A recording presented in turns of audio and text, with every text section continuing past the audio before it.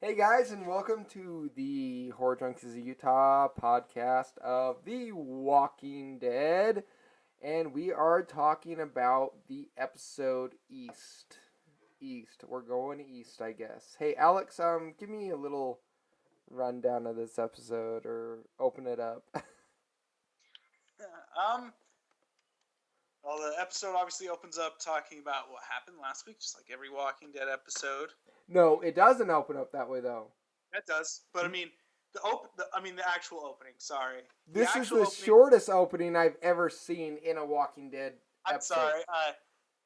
I thought you were talking about when the sequence of events start. No, I'm just talking about the real short, and that's what I wanted to convey. Is just like Okay, usually it's long, and then goes, and then I was just like, they're rushing this episode, and that's all I feel this whole episode. But from the opening, right.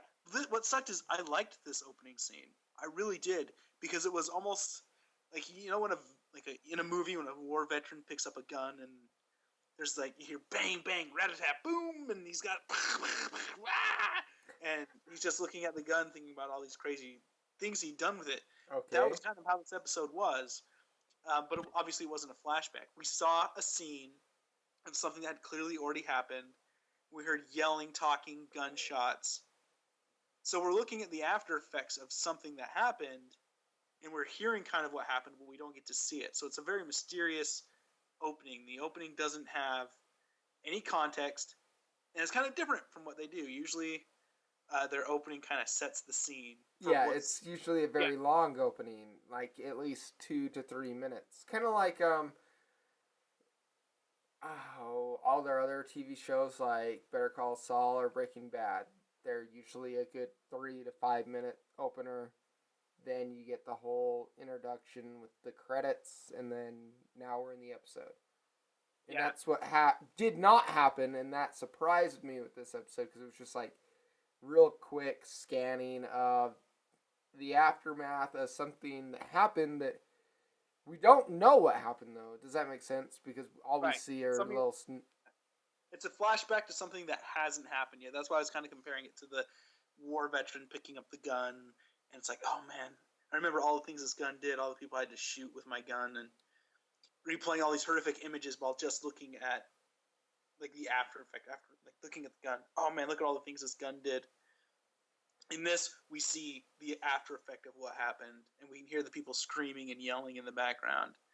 But we don't know what happened. We don't know whose blood that is. We don't know how that car with all the spikes got out. We don't know what happened to the truck. All we see is very mysterious after event images, which I liked. I thought that was kind of cool. They've never really done anything like that. Like you said, usually it's very cut and dry. This is going to set the stage. We're kind of introduced to a few ideas, and this time they didn't do that, and I thought that was kind of cool. Then it kind of went downhill from there. Well, see, I thought it was interesting. The opening, it probably lasts no more than 40 seconds, and then we're into the theme song with our usual. And then we go back in time from the previous episode, or we go right back to the previous episode. No, we go even farther back because we go to Carol writing the letter and packing her pack and trying to get out of there, Yeah. I timed this, and there was 9 minutes of characters just going on about nothing. What do you mean? You timed it within 9 minutes from when the episode started to when someone left the compound, when there was actual conflict between characters. That was new. I should say that was new. If you didn't see the episode and found out Carol had left, you'd be like, oh, what? Where'd Carol go? Thank God someone... But it was 10 minutes of them just saying, well, Carol's gone. Okay. Hey, I'm in bed with Michonne. Now we're eating apples. Okay. Oh, God. Okay, so this is one of my gripes, okay? So, we have Carol escaping the compound. We get that little... It was a while, and it kind of annoyed me because I'm like, I already know what's happening. Why am I going through watching her packing her bag and doing this and doing that? Just get your ass out. But after that happens, we go to that scene. what would you call it? Michonne It's just and Michonne and Ricky in bed talking about, oh, we're gonna have to kill him. We're gonna do it. but Which, the eating and the apple and everything was just so. Ugh. um, I don't even know what to say about it. Like the apple squirts its juices on her cheek and she like wipes it off and it's just very romantic, but like real. They're trying to be real. Like, oh look, see we don't edit shit. Like let Apple just put apple juice on Michonne's face. yeah, it's exactly what our other character wants to do. But I didn't get that whole scene was just very. Okay, this is my. I'm just gonna say it straight out. My biggest gripe with this episode is there's so much unneeded dialogue, and I'm not one that's all about unneeded dialogue. Like I love dialogue, but there's so much unneeded stuff in this episode. It's ridiculous. right. Regurgitated Well, garbage. I going into the episode, I didn't really have high expectations because I knew the job of this episode was to set up the finale. I mean, wouldn't you agree that was the whole reason this episode basically existed, was to set up this big character that we've heard all about the entire second half of the season So we was Negan. We're all Negan. Oh, I would totally agree. So, That's so yeah. So I mean, I was expecting an episode that was just dialogue, but there was it. It really took a departure from a lot of the stuff that had been doing previously that made a lot of the episodes work. you got an 80-20 episode. That's what I would call it. I wouldn't even call it that. I mean, there was one segment of the episode that I really liked, and I knew going into it, it was going to set up some sort of finale for the next, because the next episode is the season finale. So I knew it was going to just set that up. But Jesus Christ, there was 10 minutes of nothing at the very beginning, and that's a quarter of the show. Over a quarter of the show, I could have done without, and nothing would have changed. I would dare say that there's even more than that. I mean, once Carol gets out and escapes and runs into the Negan henchmen, whatever you want to call them, that was an interesting scene. But we've seen it before. Count fodder. I mean, that's all it was. Huh? All it was fodder for the kill count. For the most part. I mean, the one guy kind of gets away. He gets shot through the fucking chest, and he's like, "Oh, all right, I'm up. I'm fine. See ya. Bye. Right. Out of here." And I don't know, how does he get shot through the chest in that? I don't get that. He's sitting in the passenger seat. I guess the bullet traveled through the car, through the cushion, out his chest. I'm not one to be critical, but while we're talking about this scene, I don't know how anyone hides a SMG in a jacket and gets off all those rounds so accurately.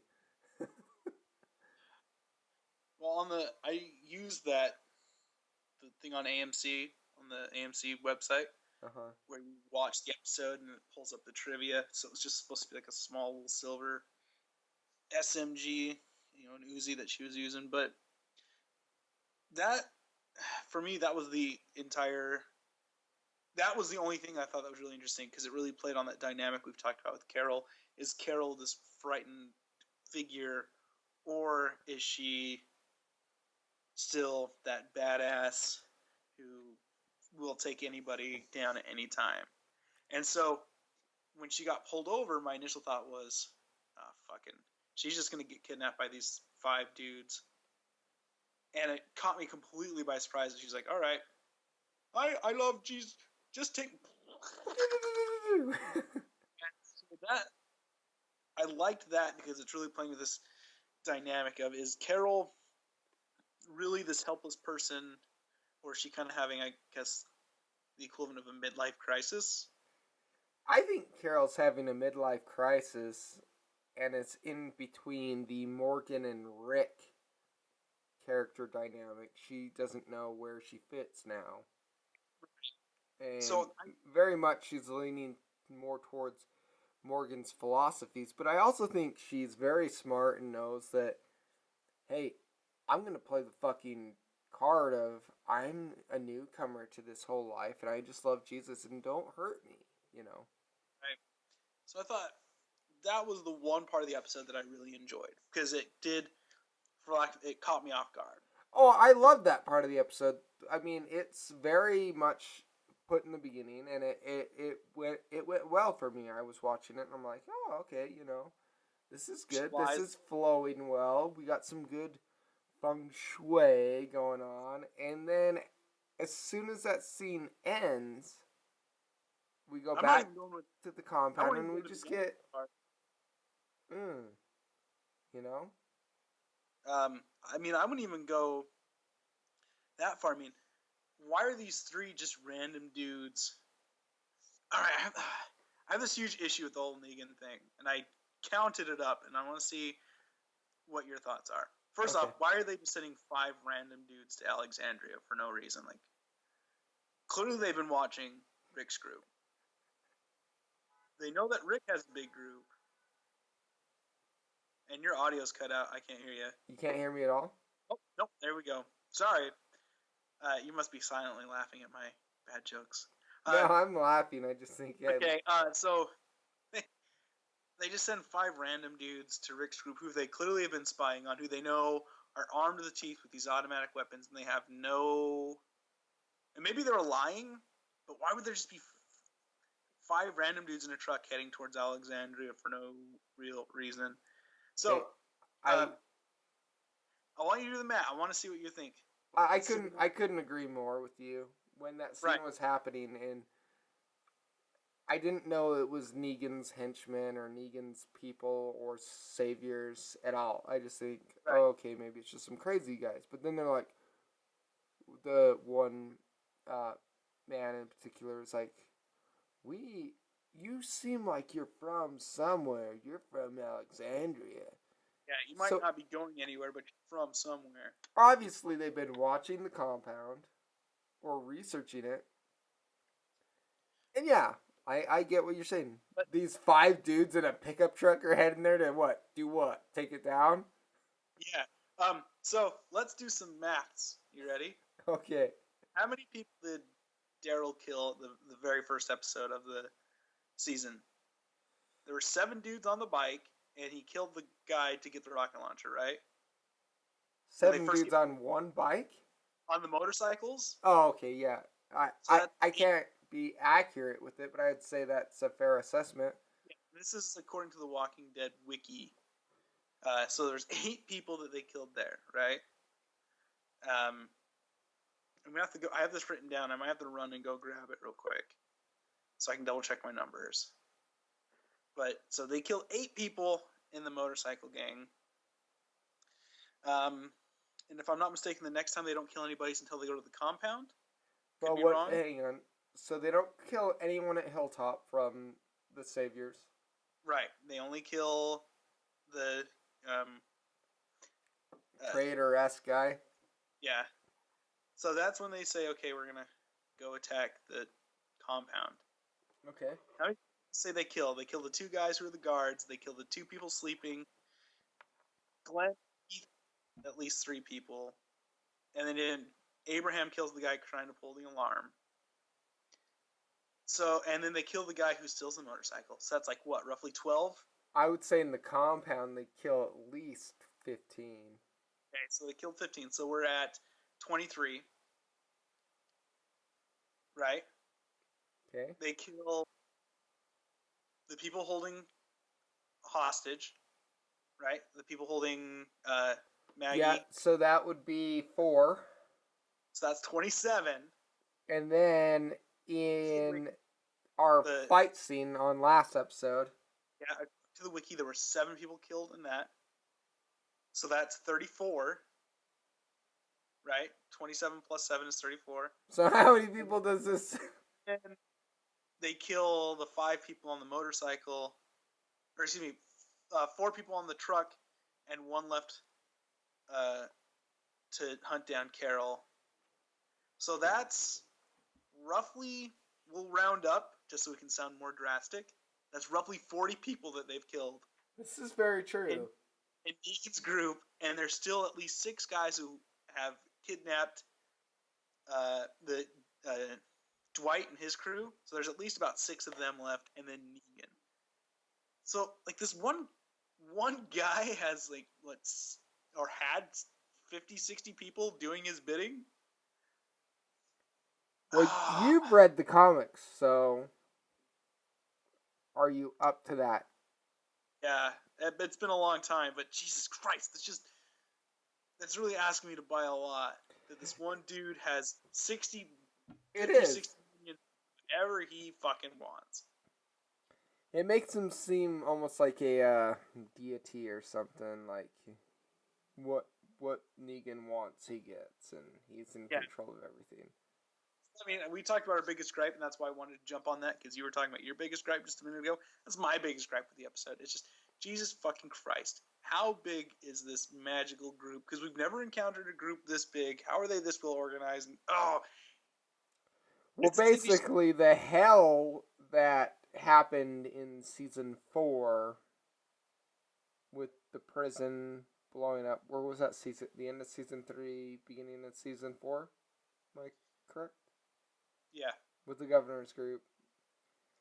He had his henchmen, but they were nowhere near this manpower and armament, and that was hard for our group. And now they're just like taking all these guys out. It's like a slaughter fest. Ching, ching, ching. The more bodies fall, the more. So that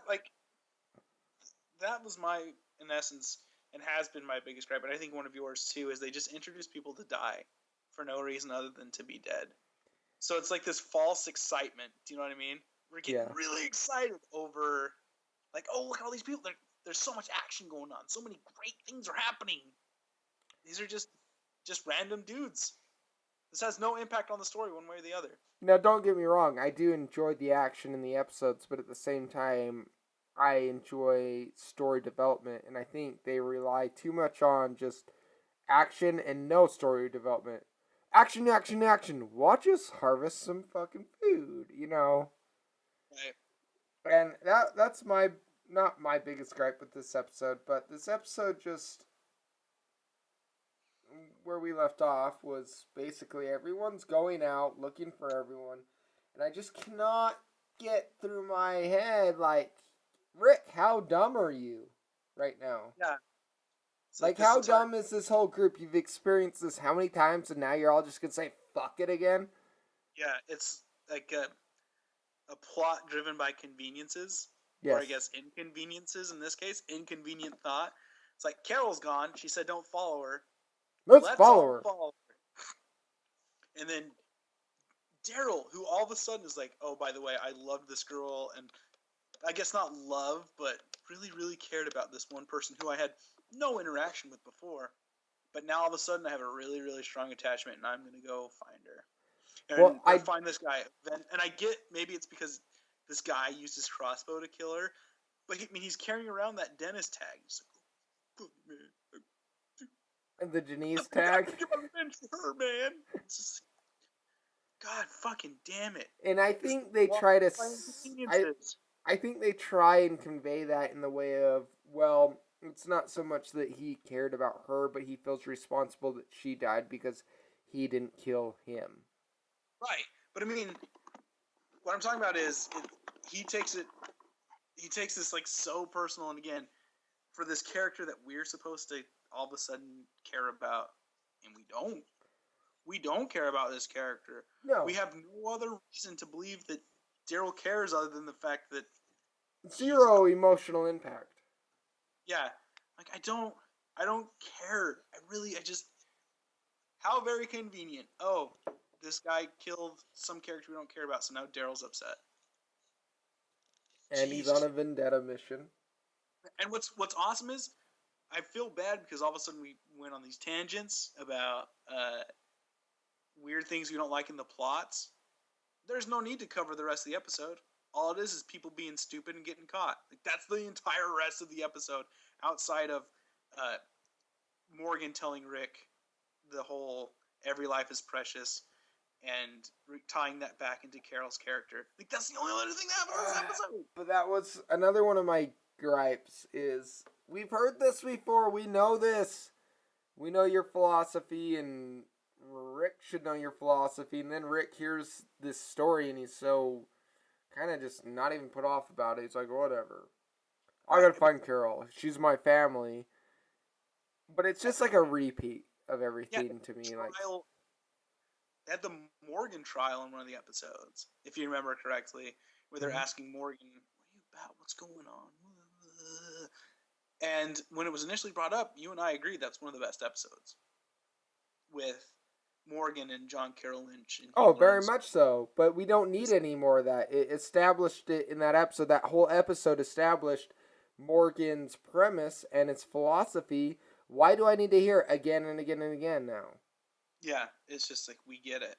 I mean, we understand. You did a really, really good job of telling the story. We fucking get it. And, I mean, it could have been, I would have been okay with the scene where they're driving and, because Morgan was talking about the direction she went. She went away from that compound that they were at. And then that's when Morgan lets out that he's the one who captured the wolf.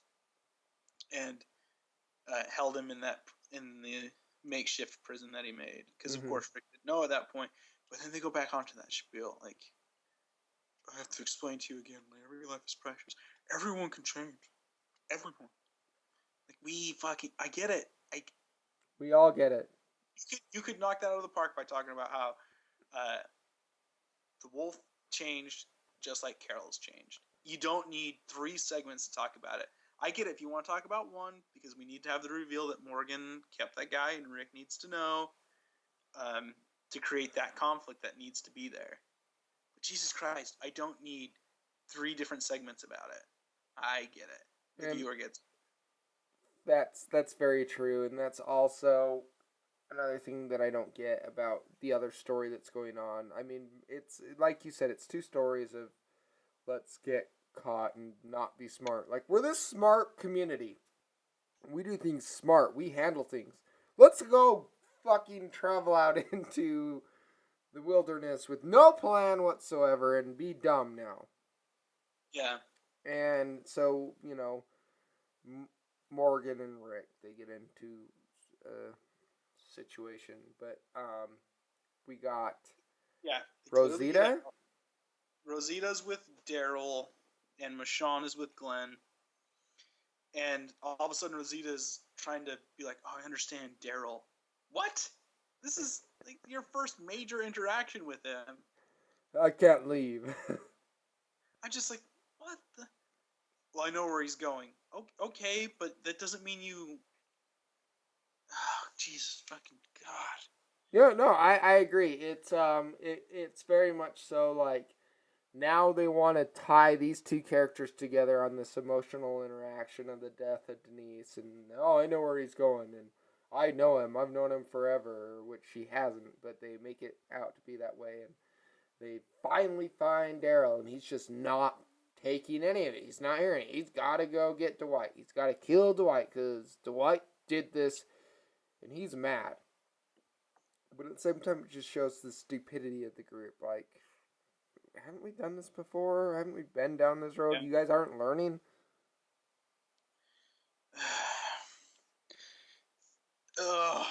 But no, I get it. I think it's what separates good shows from great shows. I think great writing shows a change in characters that the characters can learn, and the environment changes them, and they begin to get an understanding of what they're doing. And that's kind of where this episode really drops the ball. It's almost like, Daryl's seen plenty of people that he knows die, and he knows the best course of action is to, or at least should know the best course of action is to plan, because everything falls apart when you just go fucking AWOL. Like in the episode before this, where they just did whatever and got trapped by the same fucking dude. It's just... There's no, like you said, the characters don't learn anything in this show, and it's. And here's one of my biggest gripes. It's like, so they all just had this big battle like a day ago, Yeah, boom, boom, boom, and like Civil War style, like retreat into the tree line and all this. it's And they're out there wandering around, and they're doing their thing, and then they get in a mishap and a disagreement, and Michonne and Glenn decide we're gonna do the smart thing. We shouldn't have come out here in the first place, but we're gonna do the smart thing now, and we're gonna go back to the car and get back to Alexandria. And Daryl's like, I'm not gonna do the smart thing, and Rosita is gonna follow me, and we're gonna go do the stupid thing. And for such a tracker that fucking Daryl's supposed to be, again, they're surrounded by the same redneck douchebag out of nowhere. I hate, and the thing that I hate about this episode, I'm not saying I hate The Walking Dead, but about this episode is it forces conflict when there didn't even need to be. They just, we're going to make conflict right now. right. So unexplainably, and just boom. Oh, guess what? Guess who it is? It's Dwight again. I think we've had this discussion before, but if we haven't, my favorite character in the show has always been the governor, right? I think he's a really cool and very interesting dude. But in The Walking Dead, the writers, and I think this was in that video, the Everything Wrong with The Walking Dead, or the fake trailer. I think it was the fake trailer.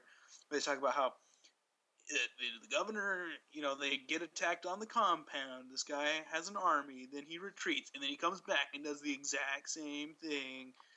So that season 3 ended the same way the mid-season finale of season 4 ended. Yeah. With the governor attacking them.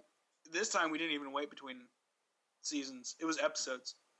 Exactly. We watched the episode before Daryl and Rosita get ambushed by Dwight. Next episode, Rosita and Daryl get ambushed by Dwight. And that's the shit that drives me crazy. And like I said, it's what makes good TV versus great TV. I think Walking Dead's a good show. I don't think it's a great show. I think it's a good show. It has a very interesting premise, and it's very good. It's great at times, but then it does shit like this where they're like, hey, remember last episode? We do the same thing again. Yes. Exact same thing. These guys are going to take people in your group hostage, and then they're going to get the jump on you.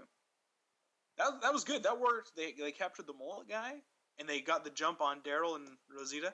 Man, that was awesome. We should do it again in the next episode. But we'll put a little twist on it. That's all we're gonna do. It's this time they're not gonna get away. Yeah, and the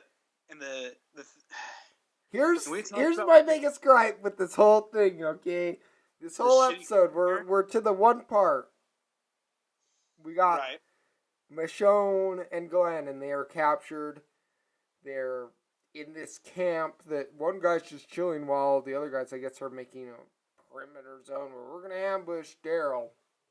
We know he's coming here.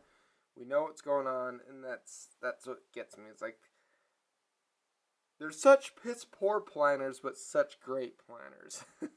Right. But just they capture Daryl and Rosita, and the one thing that happens at the very end, the episode ends with "You'll be okay." Boom, blood on the screen. The Walking Dead has to get over this concept, but they're not going to because they love it, because it creates a spike in ratings, in my opinion, because now you got all these people, oh, Daryl's dead! He's not fucking dead. No, he found a garbage can in the forest to hide under. That's like, it's like point blank at his head, blood on the camera. He's gonna be back next episode, but if he's not, and this is what I think they're gonna do, is now that this has happened, they're gonna go towards another storyline real quick and end it that way, and then we'll have to wonder the whole time till what? Fall. October. Yeah. Is Daryl alive? And of course he is. I mean, I can just straight up tell you, Daryl's still alive. Whether they say it next episode or in the fall, he's not dead. But they're playing off that shit because they did it with Glenn. Oh, look, Glenn! You know? Well, and what sucks is it worked really well with the Glenn one, because I think you and I both, initially, without it, because the Talking Dead spoiled it, and that's the last time I watched it. I have not watched it since. Uh-huh. But initially, we kind of believed it. Yeah. and Or then they do we that. were both like, how can you get out of this? Right. And now They wouldn't do that to us. and now we're just there's no effect because you did such a shitty job of doing it beforehand. Now, and we just know. And anyone who cares to watch a show and actually think about it, which that's not who they pander to. I think people like us were kind of in the we take stuff a little bit more critically with the show. We're not who they market towards at all. They want the person that wears the Walking Dead t-shirt, the Walking Dead beanie, the Walking Dead pants, the Walking Dead belt, and buys the Walking Dead game. And the people who want the gore and violence of the show. Whereas when I'm looking at it, it's all just... I mean, I like those things, gore and violence, but I like that it's a series, so you got to be more in depth than that. You have to keep things in line. Yeah, so... Which they have proven they don't give a shit if they do that. I didn't read any of the comments on... Because I usually do that. I usually go through and read what people have said about the episode. I honestly didn't care to do that this time. I didn't want to read, oh my god, Daryl's dead. How can you do this? I didn't have to read that. I seen it on Facebook. Oh god, they killed Daryl. No, they did not kill Daryl. If all else fails, it's Rosita that's going to be dead. Yeah. Now, I'm really hoping that he is dead, so we can just be wrong. But I don't see that happening. But wouldn't that just be amazing if next episode comes and he's just a corpse? Yeah. It would be amazing, but then there'd be riots in downtown Los Angeles. Good. But that's one thing I don't like, is people are so... They take this film so serious, or this TV series so seriously, and they hold it so close, that they don't care about the storytelling or anything anymore. All they do is they care about their character that they clench onto. Right. And what I mean about that is you see those memes. And you can say it's crazy all you want, but if Daryl dies, we riot. If this dies, we riot. Those memes are born out of an idea, and I'm not going to say there's really going to be riots, but that's all people care about. They don't care about the story. They just want their hot character to go on. Right. They don't care what happens to them as long as they make it out alive. Exactly. And it's the same thing. This is comparing apples to oranges, but I used to be a big fan of Grey's Anatomy, and I stopped watching it after like season 4 because it just got so bad.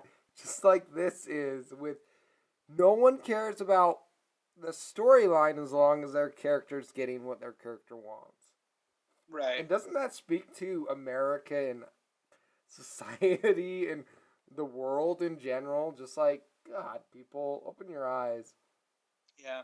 And it sucks too because there's a lot of really interesting angles, and sometimes when a big time character like that dies, you can learn a lot and grow. I don't think characters like Herschel were never big time characters, but his death was awesome in the show, very impactful, and they did it very well. Yeah, but from our core set of characters, we haven't had one fatality. We have, but they who all. Well, you can start with Shane. He was a core character. I don't think he played... Well, in the comic book, he's in one... Right, but this is the TV show. I know that. I'm just saying, even then... I'm talking about someone who's gone from season 1 to season 6 with us now, who has been around that long. We don't... They're so vested in those characters that they don't want to kill them because they don't want that backlash to me. Right, but I mean, what characters are still around from season 1? You got Carol, Carl, Glenn. Carl? You mean Coral? Glenn and Daryl. And Morgan to an extent, who is missing for a big chunk of the season. That's it. Well, that's pretty true. But the only issue I can see, like the thing you talk about with Shane, is when a lot of these big time characters died. And I think the only one I think of who wasn't was Tyrese. There's a big disconnect before they die. Andrea, there's a big disconnect. She kind of separated herself from the group before she died. Dale, not so much. Shane, absolutely. Lori, absolutely. a disconnecting from the audience as well, to where we don't Yeah, care. yeah. Well, where we begin to not like the character. We did not like Shane, and then Shane died. We did not like Lori. Lori died. Did not like Andrea because she was sleeping with the governor. Andrea died. I've never thought So about it that way, but that's very true. I guess you can say Beth, but Beth became such a minor character. Herschel. So Herschel, Dale, and Tyrese are the three that I can think of. Well, the thing But about Beth, Herschel is he didn't go either way. He just died off as a character completely, to where you didn't see him for episodes. right, And then it was just like, oh, he's dead now. And it's like, yeah, I don't even remember, who is this guy again? yeah, the Beth thing to me seems so manufactured that I'm probably in the minority. I didn't care about that character at all. Well, we already know we're the minority. Right, but you know what I mean? She had no useful talents. Her only talent was being Maggie's sister. That was the only talent she had.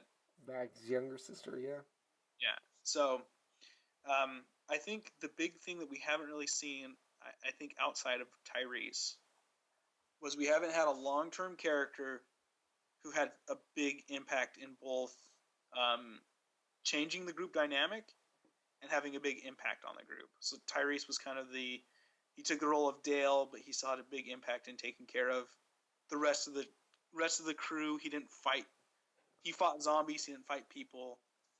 But I mean, other than that, who else has been so hands-on and involved in protecting the group? Well, I do think they're trying to, and very poorly, but they're bringing the priest right in as that character.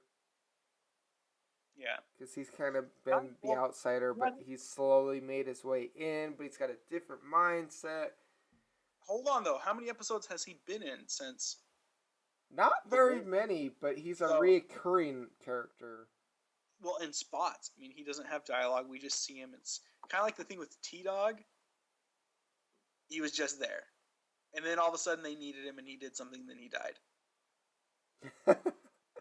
So, now with all that said, I'm really excited for next week's episode. You are? Because Negan's coming. Is that it? Because my initial thought was the guy who Carol was sleeping with was going to be the one to get caught and killed. Because that's kind of how the show's gone. Do you know what I mean? Like, we don't care about that dude, so he makes good killing material. The people that they have, quote unquote, would be possibly Carol. Possibly. I don't think Carol's caught. Right, that's why I said possibly. But for sure, we got Michonne. Glenn. And now Rosita, and they're going to resurrect Daryl. Morgan, we don't know where he's at. He could be caught. And possibly Carol. So possibly Carol, possibly Morgan, then you have those four. Yeah. And so, if everything holds accurately. Right. Each one of those characters, I mean, outside of Rosita, has some big, strong pull on the group. Because all those people have helped protect the group, they've helped the group grow, and we've grown to like them as an audience. Outside of Rosita. Okay, so, spoiler alert, though. If you have not read the comics, go ahead and stop listening. I have not read the comics either, but I do know one thing that's in the comics. And I see this as being thrown in the TV series. And I can see as Negan's grand entrance is Glenn's grand see you later. Okay. What do you think? I would have bought that. I would have bought that line of thinking if last week didn't happen. So you don't think that's possible? As we talked about Denise getting killed, she died the way Abraham died in the comics. Uh-huh. So,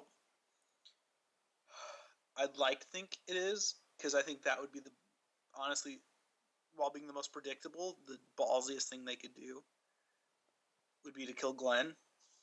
I don't just have the episode end and wait till fall to see what happens.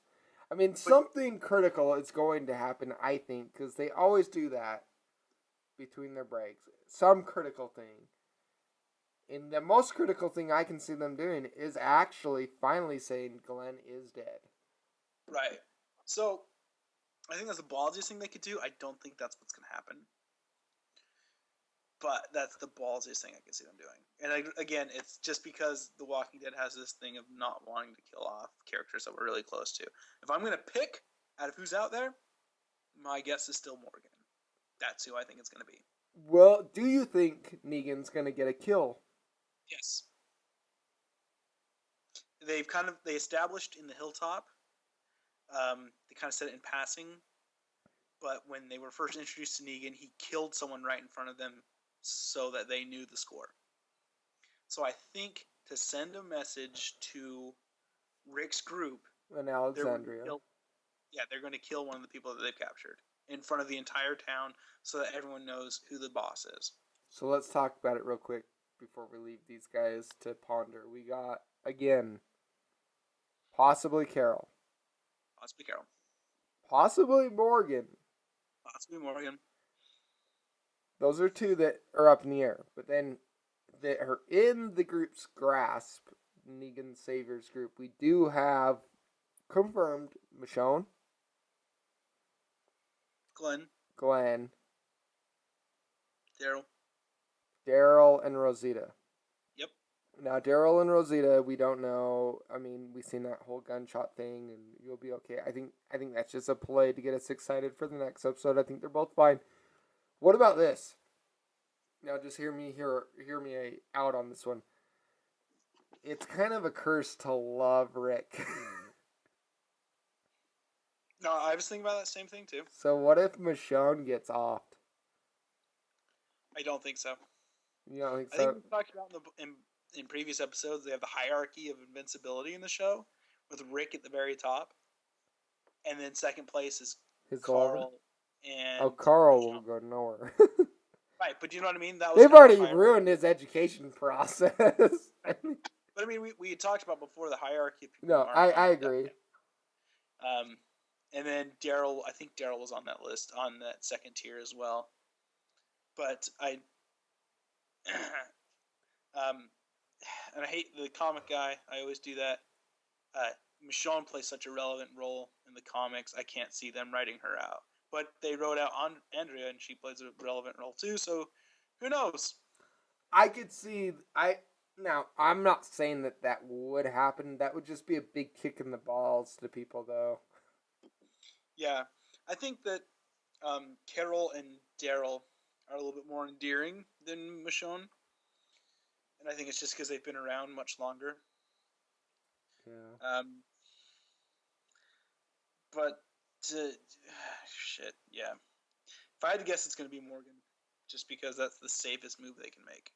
It would be a very safe move. So, let's finish this up. You still there? Yeah, I'm still here. Okay, good. I just clicked something I didn't mean to, but... Alright, so you're still there. Let's finish this up for these guys. Final thoughts on this episode. East. It, for all intents and purposes, it served its job. Set up a season finale that you and I both want to watch. That was what it was supposed to do. And clearly it succeeded. I do think it could have been much better. At the same time, it could have been much worse. There could have been no Carol action. There could have been no Carol shooting people down. She could have just run away from those guys and they could have hunted her down. There could have been more conflict. I mean, there could have been more of this. You could have had Daryl get a little bit more, I don't know, I guess create more of a divide between himself and Glenn and Michonne. There could have been more establishment of why all of a sudden Rosita and Daryl are clicking on the same page, other than the fact that they were both there when Denise died. It just seems like we talked about before, there's so many different plots going on at the same time. So is East... Couldn't get our footing. Is East just a indifferent episode? I think it's just a filler episode. It is entirely filler to set up another episode. That it doesn't stand alone on its own. but I think that wasn't why they wrote it. I think the entire purpose of this episode was to set up the season finale. I think if you just watch it by itself, there's no resolution. There's 5 minutes of interesting things happening. There's something that would have been a little bit more effective. The shooting at the end would have been more effective if they already didn't try and trick us one time. Mm-hmm. So yeah, I'm indifferent about it. If I had to pick, I didn't care for it. And the big reason I didn't care for it was it insulted the intelligence of its viewers 2 different times in the same episode. The whole, we shot Daryl. Oh, Daryl got shot. He's dead as fuck. Oh, where is he? And then, like you had mentioned, last week, Daryl and Rosita get captured by Dwight and his friends. Watch this week as Daryl and Rosita get captured by Dwight and his friends. Again. So, I couldn't agree more.